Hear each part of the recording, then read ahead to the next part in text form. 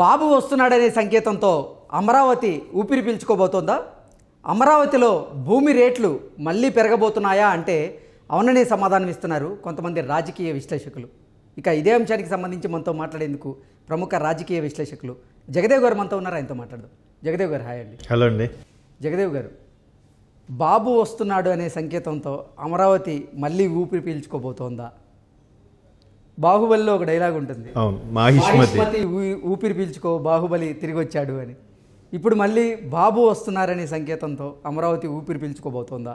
అమరావతి చుట్టుపక్కల భూమి రేట్లు మళ్ళీ పెరుగుతున్నాయనే సంకేతం ఎందుకు వస్తుంది? దానికి కారణం ఏంటి అంటే ఏం చెప్తారు? అదేనండి, ఇప్పుడు మీరు క్వశ్చన్లోనే ఆన్సర్ ఉంది. మాహిష్మతి ఊపిరి పీల్చుకో బాహుబలి తిరిగి వచ్చాడు అంటుంది ఆవిడ. వల్లి ఏం వల్లి సంథింగ్ దేవసేన సారీ శ్రీవల్లి కాదు దేవసేన అన్నప్పుడు సేమ్ అదే డైలాగ్ ఇక్కడ అమరావతి ఊపిరి పీల్చుకో బాబు మళ్ళీ వస్తున్నారు అన్నట్టుగా. అంటే ఈ విధంగా ఆల్రెడీ హోర్డింగ్లు కూడా పెట్టడం జరిగింది అక్కడ మీరు అబ్జర్వ్ చేస్తే. అయితే ఇక్కడ ఏంటంటే నేను ఎప్పుడైతే 2014 చంద్రబాబు గారు గవర్నమెంట్ వచ్చిన తర్వాత అప్పుడు చాలామంది చాలా రకాలుగా అన్నారు, లేదు జగన్మోహన్ రెడ్డి అవుతారు, తండ్రి ఇదైపోయాడు, తర్వాత చాలా ఇబ్బందులు పడ్డాడు, జైలుకి వచ్చాడు, చాలా రకాలుగా మాట్లాడారు. కొంతమంది విశ్లేషకులు మాత్రం లేదబ్బా జగన్మోహన్ రెడ్డి వచ్చేస్తాడు, గవర్నమెంట్ ఫామ్ చేస్తాడు అన్నారు. కానీ ఆంధ్ర అప్రూవ్డ్ మైండ్ సెట్ ఇప్పుడు కూడా ఎలా ఉంటుందంటే మ్యాక్సిమం ఓపెన్ అవ్వరండి. 60 to 80 వరకు కూడా ఓపెన్ అవ్వరు. సమయం సందర్భం వచ్చినప్పుడు వాళ్ళ టాలెంట్ ఓటు ద్వారా చూపిస్తారు అంతే. సో అలాగే జగన్మోహన్ రెడ్డి వచ్చేస్తారు, సర్వేలు కూడా చాలా వరకు వస్తాయి, మంచి పోటీ వస్తుంది అనుకున్నారు. బట్ సైలెంట్గా బాబు గారికి వేశారు. ఎందుకు?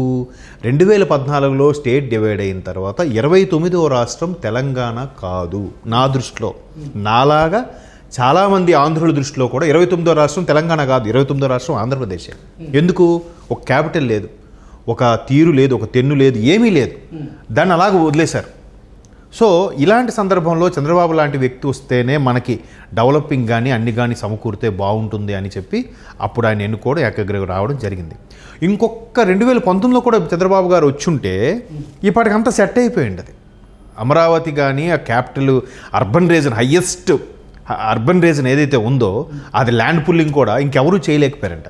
దానికి బెస్ట్ ఎగ్జాంపుల్ నేను చెప్పడం కాదు, ఒకప్పుడు మాజీ మంత్రి కేటీఆర్ గారు కూడా ఒక సమావేశంలో అదే చెప్పారు. తెలంగాణలో highest land pulling urban area ఉందంటే వరలో నాకు తెలిసి అమరావతి, సెకండ్ ప్లేస్ హైదరాబాద్ ఉంది కదా.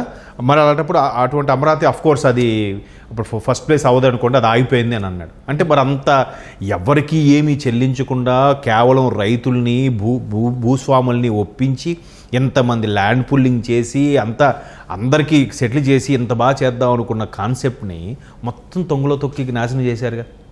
అక్కడ ఉండే అమరావతి రైతులు కానీ, స్థానికులు కానీ, భూస్వాములు కానీ, కర్షకులు కానీ, కార్మికులు కానీ అందరూ కూడా సరే ఇక్కడ క్యాపిటల్ అవుతుంది, సరే కొంతమంది ట్రాక్టర్లు కొనుక్కున్నారు, బుల్డోజర్లు కొనుక్కున్నారు, ప్రొక్లైన్లు కొనుక్కున్నారు, కొంతమంది సొంత ఇల్లు అమ్మి కూడా ట్రాక్టర్లు కొనుక్కునే సందర్భాలు నేను చూశాను. అది డెవలప్ అవుతుందని 2014 టైంలో నేను 14 కాదు 16, 17 టైంలో మీరు ఒక్కసారి విజయవాడ నుంచి గుంటూరు వైపు మంగళగిరి వైపు కానీ మనం బండి మీద నేను 2-3 సార్లు వెళ్ళాను. అక్కడొక టవరు అక్కడొక టవరు అలా అపార్ట్మెంట్స్ దారి పొడవునా అసలు సిటీ ఎండ్ అవ్వలేదురా బాబు అన్నట్టు అనిపించింది హైదరాబాద్ రేంజ్లో. అవన్నీ కూడా 2019 తర్వాత ఎక్కడికక్కడ స్తంభించిపోయాయి. కేవలం వాళ్ళ ఆశల మీద నీళ్ళు జల్లడానికి మాత్రమే 3 రాజధానుల కాన్సెప్ట్ తీసుకొచ్చారు కదా. పోనీ వైజాగ్ క్యాపిటల్ అన్నారు, వైజాగ్ క్యాపిటల్ అయినప్పుడు వైజాగ్లో ఇల్లు కట్టుకుని అక్కడే ఉండొచ్చుగా, గెస్ట్ హౌస్లో ఉండొచ్చుగా, లేదంటే ఎక్కడైనా అద్దెకు తీసుకొని ఉండొచ్చుగా. ఇక్కడ తాడేపల్లి ఎందుకు సెటిల్ అయ్యారు మరి?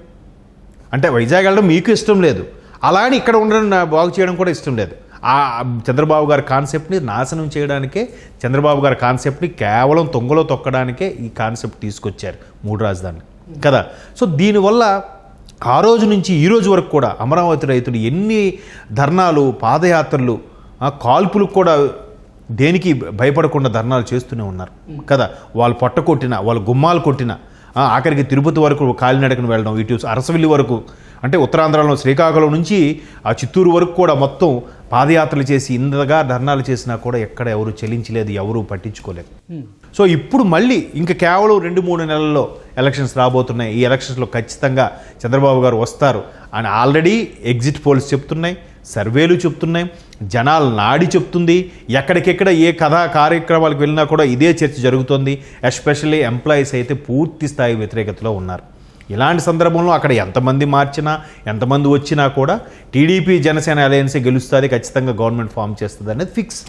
సో అందుకు ఆ ఆనందంతో మళ్ళీ బాబు వస్తే ఖచ్చితంగా మంగళగిరి, అమరావతి రీజియన్ మొత్తం కూడా ఒక్కసారి మీరు ఇంకా హైదరాబాద్ను కూడా పట్టుకోలేమేమో మేబీ అన్న స్థాయిలో డెవలపింగ్కి ఛాన్స్ ఉంటుంది. కాబట్టి ఇకపై రేట్లు పెరిగే అవకాశం ఉంది. ఇప్పటి నుంచే వాళ్ళు ఆల్రెడీ ఎంతసేపు అండి అయిపోయింది, 23 అయిపోయింది, 24 వచ్చేస్తుంది 2 రోజులు, 2024 కదా. సంక్రాంతిలా చూస్తుండగా సంక్రాంతి అయిపోయిందంటే ఇంక మధ్యలో 2 నెలలు ఉన్నట్టే. కొత్త గవర్నమెంట్ ఫామ్ అండి, ఫిబ్రవరి, మార్చ్, ఈలోకి ఎలక్షన్ కూడా అమల్లోకి వచ్చేస్తుంది. ఇంకేముంటుంది? సో ప్రజలు ఈసారైనా తెలివిగా నడుచుకొని బాగా ఇది అమరావతి ప్రజలు ఏదైతే ఆశిస్తున్నారో అలాగే బాబు గారిని కూడా తీసుకొస్తే ఖచ్చితంగా రాష్ట్రం మళ్ళీ బాగుపడుతుంది. ఒక్కసారి 5 ఏళ్ళు వెనక్కి వెళ్ళిపోయిందని నా అభిప్రాయం. 5 ఏళ్ళు వెనక్కి వెళ్ళిపోయింది కాబట్టి మళ్ళీ ఈ 5 ఏళ్ళు తర్వాత మళ్ళీ ఇచ్చిన అవకాశాన్ని సద్వినియోగం చేసి చక్కగా చేస్తారని అనుకుంటున్నారు. కాబట్టి చంద్రబాబు వస్తారనే కాన్సెప్ట్ చాలా వరకు మన సర్వేలో కూడా చూస్తున్నాం కూడా. ఆఫ్టర్ చంద్రబాబు గారు అరెస్టు, బిఫోర్ చంద్రబాబు గారు అరెస్టే మనకు క్లారిటీ వచ్చేసింది. చంద్రబాబు గారు అరెస్ట్ తర్వాత చాలా సమీకరణాలు మారిపోయాయి, చాలా వరకు ఫేవర్ అయింది. ఇప్పుడు అందులో పార్టీ వైసీపీలో ఉన్న వాళ్ళు కూడా చాలా వరకు పోటీ చేయడం, అమరావతి ప్రజలైతే హ్యాపీగా ఊపిరి పీల్చుకుంటున్నారు. మళ్ళీ మీరు అన్నట్టుగా రేట్లు పెరిగే అవకాశం కనిపిస్తుంది. ఒకప్పుడు కూడా ఇదే రేట్ల అంశం మీద చాలా సందర్భాల్లో కేటీఆర్ గారు కూడా వ్యంగ్యాస్త్రాలు వదిలారు ఆంధ్ర మీద. ఏమని? ఒకప్పుడు ఆంధ్రాలో 1 ఎకరం అమ్మితే తెలంగాణలో 10 ఎకరాలు కొనుక్కునే వాళ్ళం, బట్ ఇప్పుడు తెలంగాణలో 1 ఎకరా అమ్మితే ఆంధ్రాలో 10 ఎకరాలు కొనుక్కోవాల్సి వస్తుందని. అంటే ఇండైరెక్ట్గా జగన్మోహన్ రెడ్డి గారి ప్రభుత్వం గురించి వీళ్ళు కూడా వ్యంగ్యాస్త్రాలు వేశారు, వీళ్ళకి కూడా అర్థమైపోయిందిగా. సో ఇప్పుడు నెక్స్ట్ ఎలక్షన్స్లో టీడీపీ జనసేన అలయన్స్ వస్తుంది. అందుకు ఖచ్చితంగా మళ్ళీ బాగుపడుతున్న హోప్స్తో ఉన్నారు. కాబట్టి ఎప్పటి నుంచే గ్రౌండ్ వర్క్తో 3 నెలల ముందు నుంచే రేట్లు పెంచేస్తున్నారు. ఇప్పుడు కావాలంటే ఇప్పుడు కొనుక్కుంటే ఒక ₹1,00,000 తగ్గుతుందేమో సెంటు మీద. ఎలక్షన్స్ తర్వాత కొనుక్కుంటే మళ్ళీ మీరు కొనుక్కోలేరు. సో అది అక్కడ అమరావతి గతంలో ఎంతోమంది అప్పులు చేసి మరి అమరావతి ప్రాంతంలో ల్యాండ్లు కొన్న వాళ్ళు ఉన్నారు. తర్వాత జగన్మోహన్ రెడ్డి గారి ప్రభుత్వం వచ్చిన తర్వాత కొన్ని రోజులు బాగానే ఉన్నప్పటికీ 3 రాజధానుల అంశం ఎప్పుడైతే జగన్మోహన్ రెడ్డి తెర మీదకి తీసుకొచ్చారో ఆ తర్వాత వాళ్ళ కుటుంబాలు స్తంభించిపోయాయి. మేము అప్పులు తీసుకొచ్చి మరీ ఇక్కడ ల్యాండ్ మీద ఇన్వెస్ట్ చేశాము, కానీ ఇప్పుడు ల్యాండ్ల రేట్లు ఒక్కసారిగా పడిపోవడంతో మా కుటుంబం రోడ్డును పడాల్సినటువంటి పరిస్థితి వచ్చిందంటూ కూడా ఎంతోమంది వాపోయారు. మళ్ళీ వాళ్ళందరికీ మంచి రోజులు రాబోతున్నాయని భావించవచ్చా? నిజంగా చంద్రబాబు రాకతో అమరావతి ఊపిరి పీల్చుకోబోతోందా అంటే ఏం చెప్తారు? ఖచ్చితంగా అండి. అంటే ఇప్పటికే మనం ఆ సమీకరణలు అవి చూస్తున్నాం, ఆ మార్పు కూడా చూస్తున్నాం. చాలా వరకు వైసీపీలో ఉండే వ్యక్తులు కూడా రాజీనామా చేస్తున్నారు, సభ్యత్వానికి రాజీనామా చేస్తున్నారు. కాబట్టి ఖచ్చితంగా టీడీపీ జనసేన అలయన్స్ వస్తుందనే నమ్మకం ప్రజల్లో బలంగా ఉంది, ప్రబలంగా కూడా ఉంది. కాబట్టి మళ్ళీ ఇప్పుడు చంద్రబాబు అంటేనే జనరల్గా అందరూ అనేది డెవలప్కి మారుపేరు, విజనరీ పర్సన్ అంటారు కదా. సో ఆబ్వియస్లీ ఆ కాన్ఫిడెన్స్తో మళ్ళీ ఇప్పటి నుంచే రేట్లు మీరు చూడండి ఇకపై స్టార్ట్ అయిపోతాయేమో మేబీ.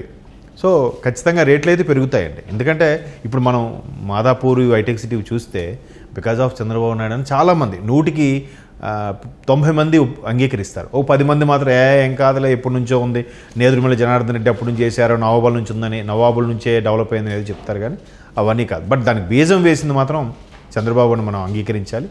సో ఆయన వస్తే మళ్ళీ